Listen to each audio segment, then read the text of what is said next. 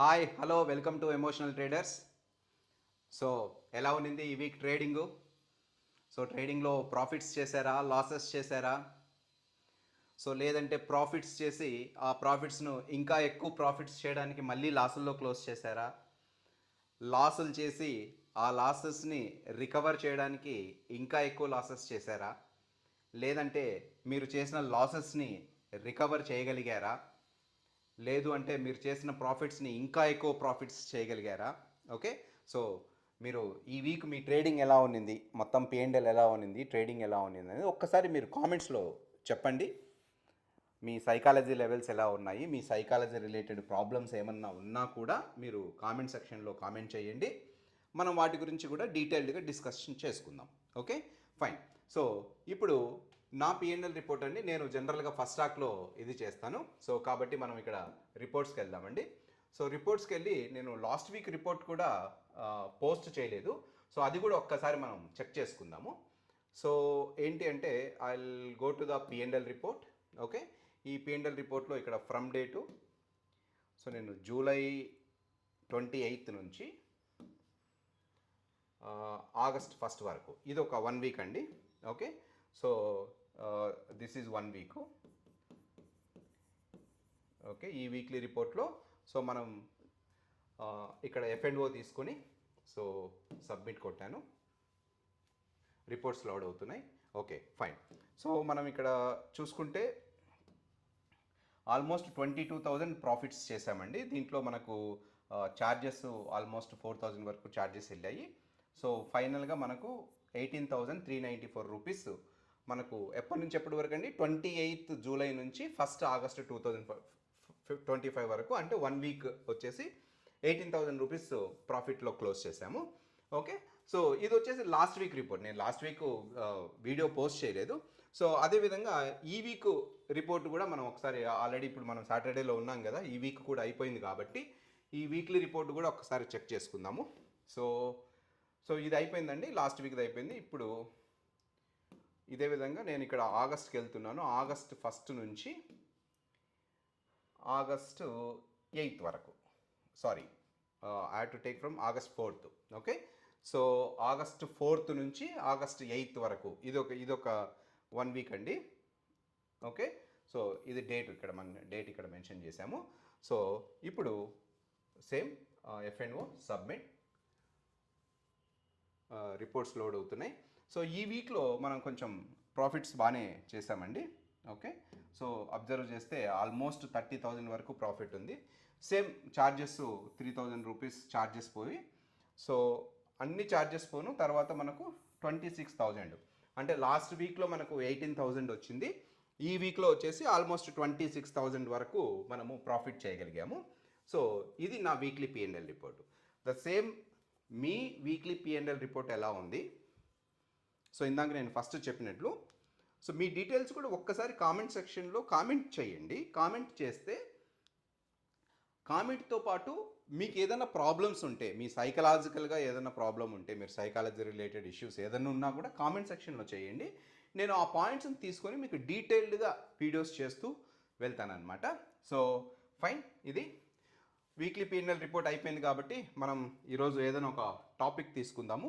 So ఆ topic తీసుకొని ఆ టాపిక్ మీద మనం డిస్కషన్ అనేది స్టార్ట్ చేద్దామండి. ఫైన్.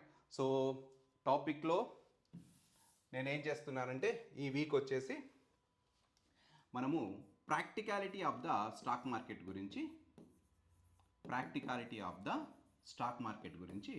డిస్కషన్ చేద్దాం. ఓకే, ఇక్కడ practicality of the stock market అంటే నేను ఎస్పెషలీ డెరివేటివ్ మార్కెట్స్ గురించి మాత్రమే డిస్కషన్ చేస్తున్నానండి. ఇట్ ఈజ్ నాట్ మనం ఏమైతే ఇన్వెస్ట్మెంట్స్ ఉంటాయో ఇన్వెస్ట్మెంట్స్ గురించి నేను మాట్లాడడం లేదు. ఓన్లీ డెరివేటివ్స్ మార్కెట్ అంటే మనందరికీ తెలిసినటువంటిది ఎఫ్&ఓ మార్కెట్ గురించి మాట్లాడుతున్నాను. ఓకే, సో ఇప్పుడు practicality of the stock market, ఈ డెరివేటివ్స్ మార్కెట్ ఏంటంటే, మనము దీన్ని కంపల్సరీగా ఒక బిజినెస్ లాగా ట్రీట్ చేయాలి. ఎప్పుడైతే ఒక బిజినెస్ లాగా ట్రీట్ చేస్తామో అప్పుడు మాత్రమే మనకు ప్రాఫిట్స్ వస్తాయి.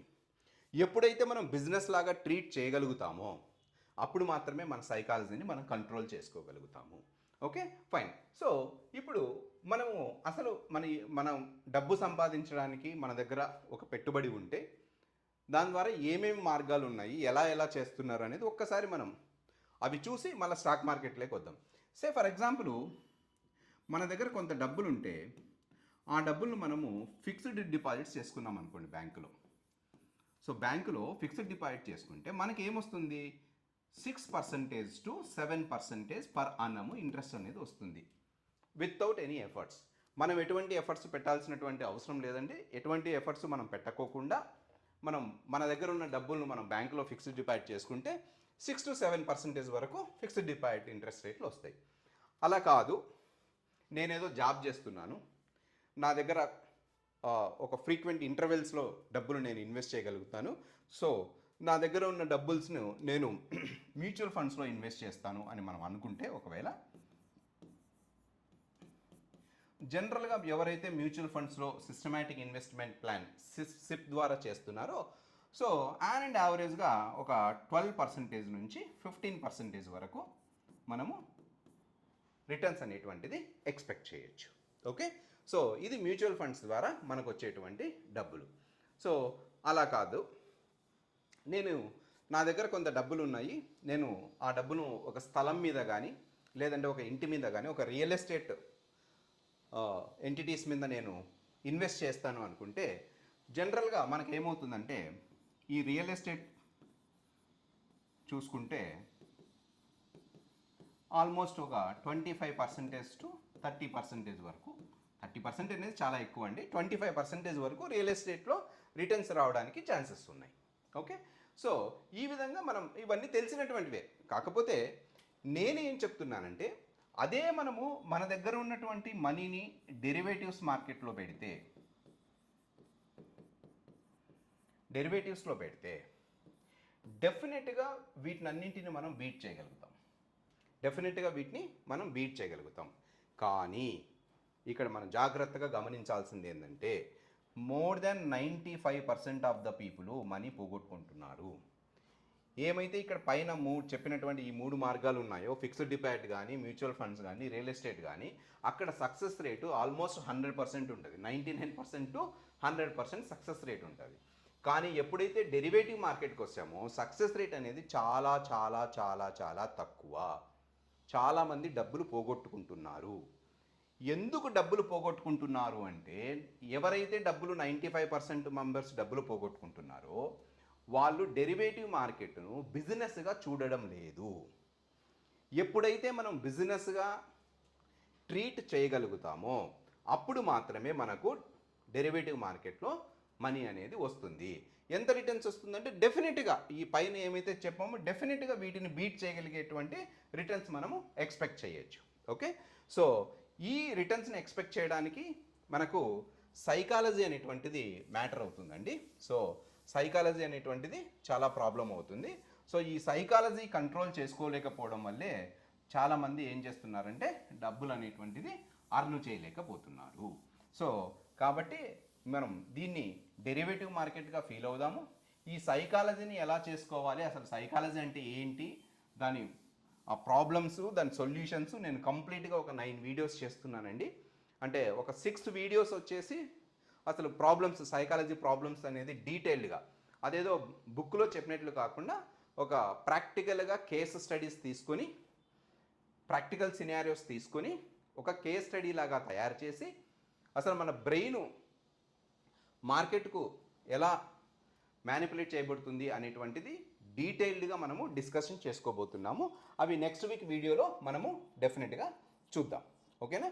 సో అంతేగాని ఈరోజు ఒక స్ట్రాటజీ, రేపు ఒక స్ట్రాటజీ అలా చేయకోకుండా కంటిన్యూయేషన్ అనేటువంటిది చాలా ఇంపార్టెంట్. బట్ ఎనీహౌ అది మనం సపరేట్ వీడియోస్లో చేసుకోబోతున్నాం. అవి రేపటి నుంచి కూడాను నేను డీటెయిల్డ్గా మీకు ఎక్స్ప్లెయిన్ చేస్తాను. So thank you very much. So మీరు మా ఛానల్ను సబ్స్క్రైబ్ చేసుకోండి, అలాగే మీ ఫ్రెండ్స్కి కూడా షేర్ చేయండి. మనకి ఏమైతే సైకాలజీ రిలేటెడ్ ప్రాబ్లమ్స్ ఉన్నాయో వాటినన్నింటిని కూడాను మనం ఇక్కడ ఫిక్సప్ చేసుకుందాము. ఓకే, సో అదేవిధంగా మీకు ఏదైనా సైకాలజీ రిలేటెడ్ ఇష్యూస్ ఏదైనా ఉన్నాయి, మీరు ట్రేడింగ్ చేసేటప్పుడు ఎమోషన్స్ని కంట్రోల్ చేసుకోలేకున్నారంటే కూడా వాటిని కూడా మీరు కామెంట్స్ రూపంలో కామెంట్స్ చేయండి. నేను ఆ ఐటెంని తీసుకొని డీటెయిల్డ్గా మీకు ఎక్స్ప్లెనేషన్ చేసి దాన్ని ఎలా సాల్వ్ చేయాలనే దాని మీద, so not only problem, identify the problem కాదు, మనకున్న ప్రాబ్లమ్ని ఎలా రిజాల్వ్ చేయాలా అనేది కూడా మనం డీటెయిల్డ్గా డిస్కషన్ చేసుకుందాం. So thank you very much. We will meet in the next video.